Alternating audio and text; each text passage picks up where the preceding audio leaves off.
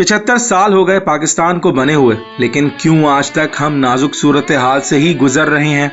India, China, south Korea, Malaysia या even Bangladesh भी पाकिस्तान के साथ या उसके बाद आज़ादी हासिल करने वाले कंट्रीज हैं, लेकिन क्यों वो आज तरक्की में हमसे कई साल आगे हैं। कमोबेश 25 करोड़ की आबादी वाले मुल्क जिसमें 15 करोड़ नौजवान है, उसका सवाल तो बनता है। इस वीडियो को जरूर देखें अगर आज़ादी से लेकर आज तक की हिस्ट्री का मुख्तसर सा रिकैप चाहते हैं और पाकिस्तान के बेहतर मुस्तकबिल वाले जवाब भी चाहते हैं, क्योंकि सवाल पाकिस्तान का है।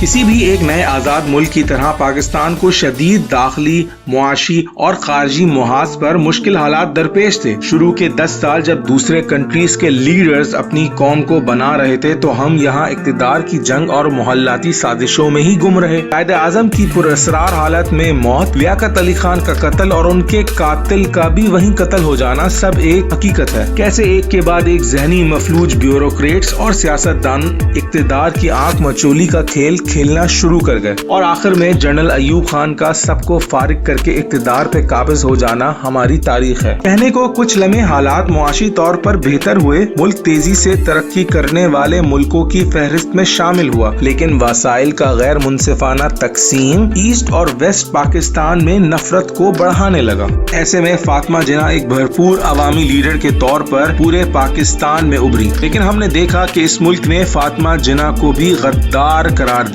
अवाम मुकाबला हार गई, अयूब खान का इक़्तिदार ताकतवर और मुल्क कमजोर हो गया। अयूब खान के जानशीनों ने उनको भी घर भेज ही दिया। जनरल याया ने इलेक्शन करवाए और शेख मुजीबुर रहमान ने अक्सरियत हासिल कर ली, लेकिन मेजॉरिटी के बावजूद उनको अथॉरिटी नहीं दी गई। भुट्टो ने खुद या उनसे ये कहलवाया गया कि इधर हम उधर तुम। दुश्मन हिंदुस्तान ने भी सही फायदा उठाया और मुल्क टूट गया। अब भुट्टो एक वाहिद अवामी लीडर था, फौज कमजोर थी, मोराल गिरा था। जैसे तैसे मुल्क आगे बढ़ा, एक आईन पे सब मुत्तफिक हुए, लेकिन इक़्तिदार का नशा ऐसा था, सबको अपना हिस्सा चाहिए था।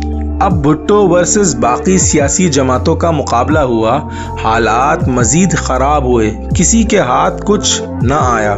जनरल ज़ियाउल हक ने मार्शल लॉ लगा दिया। ज़ियाउल हक ने भुट्टो को अवामी लीडर होने के बावजूद फांसी पे भी चढ़ा दिया। इस अफरा तफरी में पाकिस्तान बस जैसे तैसे चलता रहा। अफगान वॉर शुरू हुई और खत्म भी हुई। ज़ियाउल हक का तैयारा भी फट गया और सो कॉल्ड जमहूरियत पाकिस्तान में फिर आ गई। भुट्टो की बेटी बेनजीर और फिर नवाज शरीफ, फिर बेनजीर और फिर नवाज शरीफ, और फिर इमरजेंसी लग के जनरल मुशर्रफ का दौर आया। उसके बाद जो कुछ हुआ वो रीसेंट या मौजूदा तारीख का हिस्सा है और इतनी याददाश्त तो हमारी होगी कि हमको ये सब याद हो।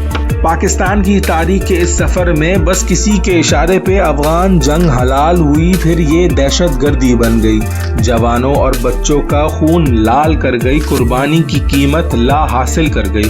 कभी जमहूरियत हलाल हुई, कभी ये पाकिस्तान की आवाम के लिए सजा बन गई।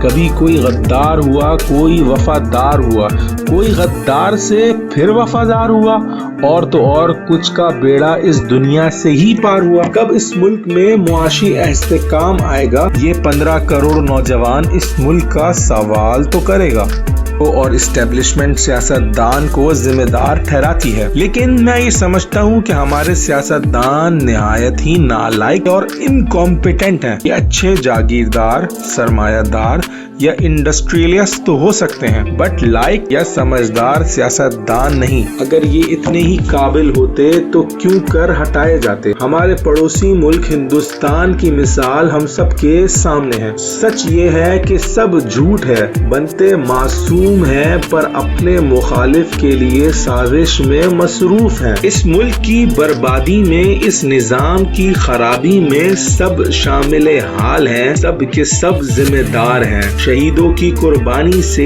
मेहनतकश की मजदूरी से इस निजाम को बदलना होगा, एक नई सुबह को आना होगा। कोई तो बदलेगा, मेरा मुल्क आगे संवरेगा।